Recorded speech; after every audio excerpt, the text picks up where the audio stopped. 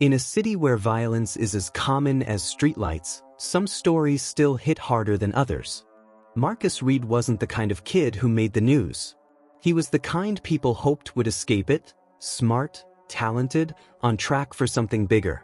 But on November 17, 2003, Marcus was found shot to death behind a convenience store in Southside Chicago. At first, police thought it was just another senseless robbery. Another name in a city spreadsheet. But the truth was darker. The bullets didn't just end a promising life, they uncovered a family secret buried in decades of lies. This is man's dark nature, and this is the story of Marcus Reed, the boy who trusted the wrong man and paid the price. Marcus Darnell Reed was born in 1986 in the Chatham neighborhood of Chicago's South Side. Raised by his mother, Denise Reed, a single mom working night shifts as a nurse at Advocate Trinity Hospital, Marcus was the kind of kid who stood out, not because he was loud, but because he was focused. He loved to draw. He had sketchbooks full of architectural designs, city skylines, and detailed portraits of people he saw on the train. His goal was to become an architect, a dream fueled by hours spent studying buildings downtown and YouTube videos about design. He ran track for Paul Robeson High School and had just been accepted to Georgia Tech on a partial scholarship. Most of his classmates thought Marcus would be the one to make it out. But what they didn't know, what even Marcus himself didn't fully understand, was the dangerous current running beneath the surface of his home life. On the night of November 17, 2003, Marcus left the house around 8:30 p.m.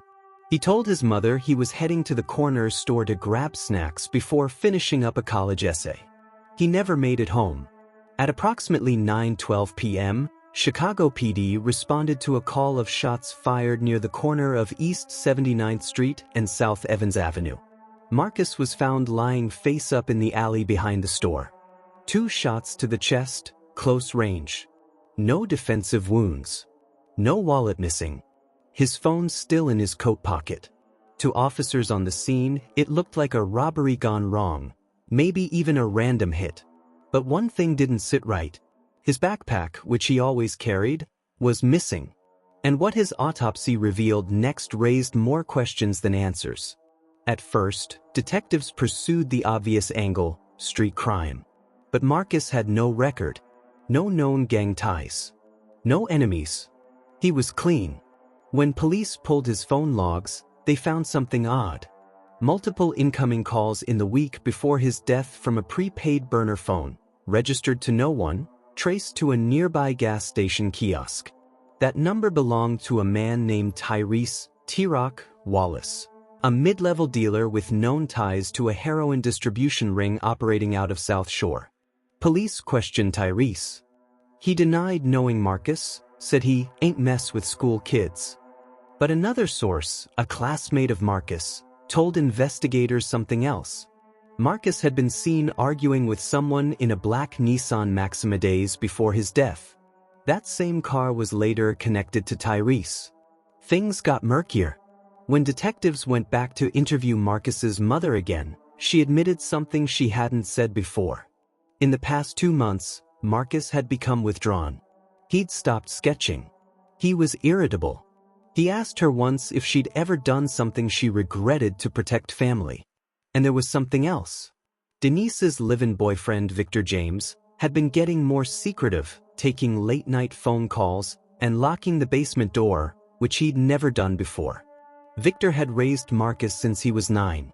To neighbors, he was the quiet, steady presence. But Victor had a past, one he'd hidden well. In 1994, under a different name, Victor Kemp, he was arrested in Indiana on federal charges related to cocaine trafficking and illegal weapons possession. He did time, then vanished under a sealed plea deal. When CPD dug into Victor's records, they found the real story. Victor had quietly returned to dealing in the early 2000s. His operation was small, careful, just enough to stay below radar. But he made one mistake. He used Marcus. Victor's plan was simple. Marcus, the perfect kid, was above suspicion. He asked him to drop off packages a few times, claiming it was just errands for a friend. Marcus didn't ask questions until he did. Text messages recovered from a hidden burner phone showed Marcus had found out the truth. That he was being used. And he wasn't okay with it. A chilling final message, time-stamped November 17th, 7:52 p.m., from Marcus to Victor read, "We need to talk. I'm done." That was the last message Marcus ever sent. In March 2004, forensic teams re-examined the scene and found a plastic bag under a pile of trash. Inside, a Glock 19 and rubber gloves. Ballistics matched the weapon to Marcus's murder. Victor's prints were on the gloves. Gunpowder residue was later found in the trunk of his car. Faced with evidence, Victor eventually confessed to a struggle gone wrong. But prosecutors didn't buy it. He was charged with second-degree murder, trafficking, obstruction, and child endangerment. He took a plea deal in 2006 and is currently serving 28 years in Stateville Correctional Center. Marcus Reed never sold drugs. He never fired a weapon. He died trying to do the right thing and was silenced by the one man who was supposed to protect him. It's a story that didn't make national news. No Dateline special. No viral outrage. Just another South Side shooting in a long list of tragedies. But here at Man's Dark Nature, these are the stories we tell. Because every life lost to silence, every victim buried beneath family secrets, deserves more than a forgotten case file. Marcus Reed's story reminds us, sometimes the most dangerous lies are the ones told at home. If this story resonated with you, subscribe to Man's Dark Nature. We bring you real cases told with care, no faces, no fluff, just the truth that still matters. New episodes every week. Because behind every crime,